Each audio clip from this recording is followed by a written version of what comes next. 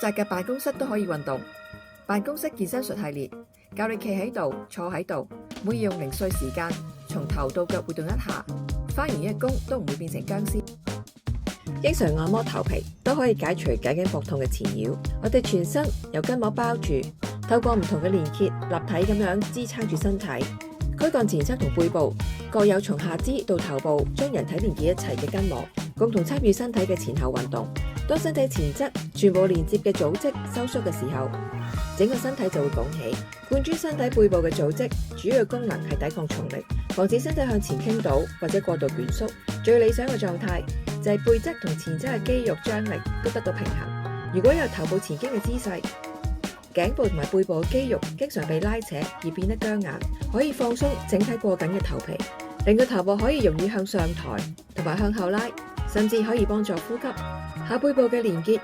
沿脊柱新肌群延伸到頭皮及額頭筋膜，推動頭皮可以放鬆前額筋膜，令到身體前側同埋背後同佢一齊連接嘅其他肌肉都會更加容易活動。筋膜分開有3層，又互相連結。當筋膜層之間嘅密度增加，肌肉運動就會受到限制。貫穿喺筋膜層之間有血管、神經同埋淋巴，透過移動筋膜，除咗釋放肌肉嘅張力之外，仲可以促進血液循環。5隻手指按喺頭頂，運用指腹喺頭蓋骨上